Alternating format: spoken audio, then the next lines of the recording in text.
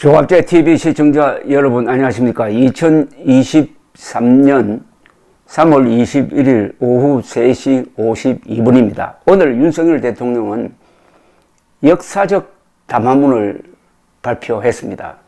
한일 관계를 정상화시키는 자신의 소신과 역사관을 당당하게 이야기했습니다. 과거 어떤 대통령도 오늘 윤석열 대통령처럼 한일 관계를 이렇게 직설적으로 정확하게 그리고 그 어떤 도피 또는 변명도 없이 이야기한 사람은 아마 박정희 대통령 이후 처음인 듯 합니다. 오늘 연설에서 박정희 대통령을 소환해가지고 박정희 대통령이 비난을 무릅쓰고 한일 국교 정상화를 한 그 결단이 오늘의 대한민국을 만들었다고 이야기를 했습니다. 역사적 맥락을 깔고 한 이 연설은 윤석열 대통령의 최고의 연설 중 하나로 꼽힐 것이라고 생각합니다.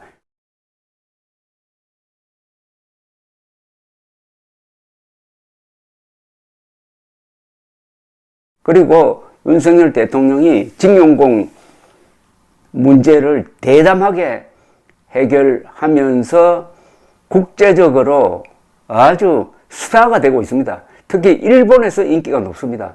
다만 한국에서는 아직도 반일 종족주의 선동을 하는 민주당과 그리고 상당수의 좌파 언론 때문에 우리 국민들이 윤석열 대통령에게 제대로 된 대접을 하지 않고 박수도 제대로 치지 않아가지고 윤석열 대통령이 너무 외롭게 보입니다. 그러나 윤석열 대통령이 사실의 편에 서 있습니다.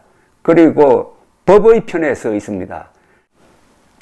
일시적인 어려움을 딛고 윤석열 대통령도 역사적 평가를 받을 겁니다.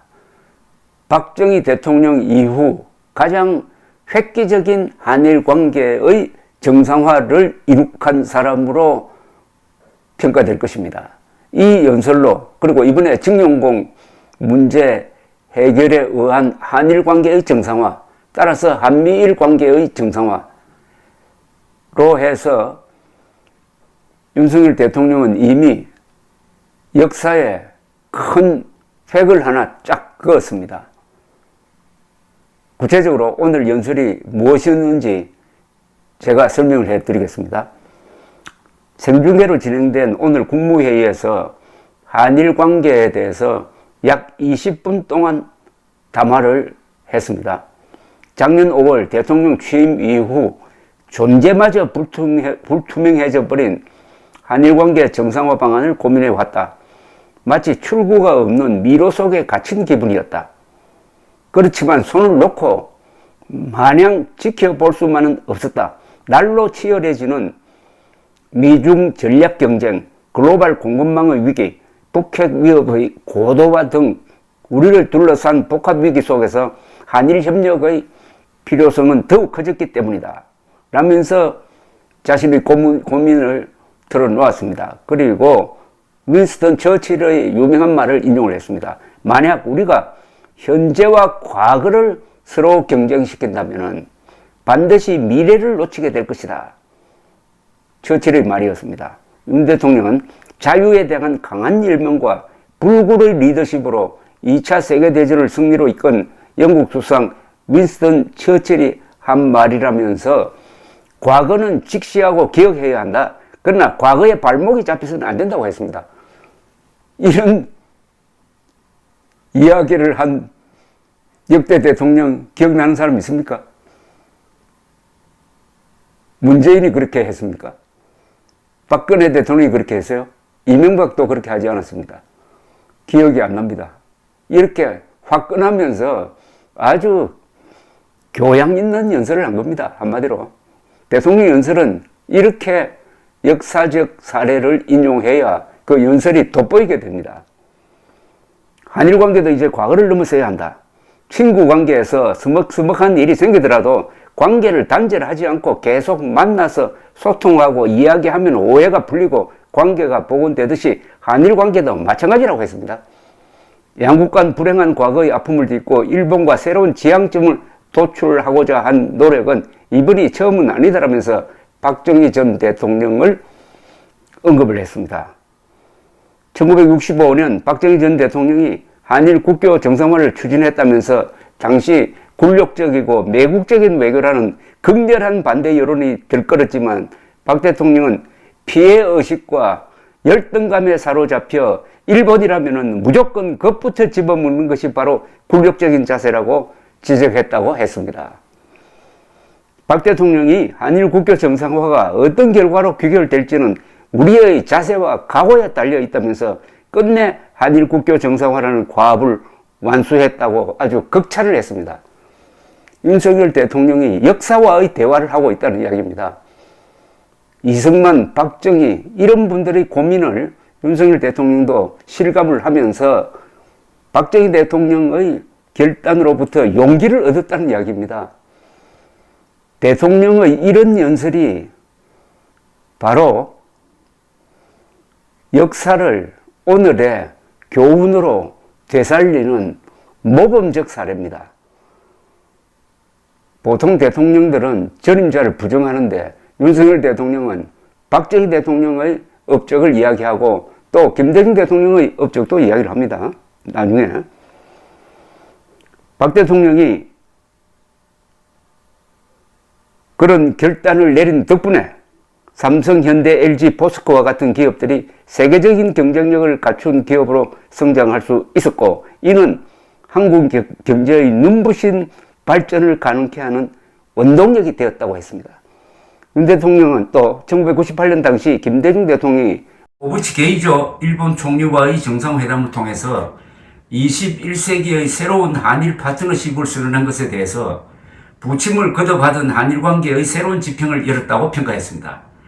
김대중 당시 대통령이 일본 방문 연설에서 한 명언을 인용하기도 했습니다. 역사적으로 한국과 일본의 관계가 불행했던 것은 일본이 한국을 침략한 7년간과 식민 지배 35년간이었다면서 50년도 안 되는 불행한 역사 때문에 1500년에 걸친 교류와 협력의 역사를 무의미하게 만드는 것은 참으로 어리석은 일이라고 했습니다. 그렇습니다. 한국과 일본은 서로 이사를 갈 수가 없어요. 문화적 교류, 그리고 인종적 동질성, 한자 문화권이라는, 그리고 유교 문화권, 불교 문화권, 비슷한 점이 너무나 많습니다. 그러니까 너무 비슷하기 때문에 또 형제 간의 그 싸움처럼 자주 싸웁니다. 그러나 윤석열 대통령이 이야기했듯이 싸우더라도 만나면서 싸워야 된다는 뜻 아니겠습니까? 윤석열 대통령은 나중에 따로 소개를 해드리겠습니다만은 무조건적 반일은 안 된다. 그런 적대적 민족주의로는 안 된다라고 딱 선을 껐습니다. 반일 종족주의에 대해서 윤석열 대통령처럼 확실히 그건 안 된다라고 말한 사람이 없습니다. 쉽게 말하면은 윤석열 대통령이 그렇게 말은 하지 않았지만은 친일이 왜 나쁘느냐? 일본하고 친해야 되는 것 아니냐? 반대로 무조건적 반일은 그건 사실은 반역이다. 이렇게 함축성이 있는 뜻을 가지고 오늘 연설을 했습니다. 사실은 친일이 애국입니다. 지금은 반일은 반역입니다. 아니 준동맹국입니다. 준동맹국인 일본과 친해야지 일본을 무조건 반대하는 자는 누구를 돕는 겁니까? 북한 노동당 정권하고 중국 돕는 것 아닙니까? 무조건적 반일은 현재로는 이건 간첩이나 할 짓입니다. 무조건적 반일은 안 됩니다. 사안에 따라서 반일을 하는 거야. 그거야 뭐 시시비비를 가리는 거죠. 그러나 무조건적 반일은 김정은만 도와주는 겁니다. 시진핑만 도와주는 겁니다. 윤석열 대통령이 한일 관계의 그 뿌리부터 확 건드린 겁니다. 확 뒤집어 놓은 겁니다. 사실상 그동안에 반일 종족주의자들이 주도했던 한일 관계를 뒤집어 놓고 큰 승부를 지금 건 겁니다. 여기서 이기면은 윤석열 정부가 탄탄해지는 것뿐만 아니라 대한민국이 바로 섭니다. 대한민국이 이렇게 멀쩡한 나라고 세계 7대 강국 아닙니까? 인구 5천만 이상의 1인당 국민소득 3만 달러 이상의 민주주의 국가 하는 나라는 세계에서 미국, 일본, 독일, 영국, 프랑스, 한국, 이탈리아밖에 없잖아요. 그런데 일본에 대해서만은 과거의 피해의식에 젖어가지고 아주 변태적으로 일본을 대해오다가 한일 관계가 이렇게 경색되고 요걸 또 남한의 종북 좌파 세력은 즐기고 그런 가운데서 대통령이 된 윤석열 대통령이 고민을 하다가 1년 만에 결단을 내린 것. 우리 국민들이 이제는 윤석열 대통령을 자랑스럽게 생각해야 됩니다. 오늘 이 연설로 윤석열 대통령은 박정희 대통령과 같은 동급으로 갈 수 있는 길을 열었다고 봅니다. 계속 중요한 점을 더 소개를 해드릴게요. 일단 여기서 끝내겠습니다. 감사합니다.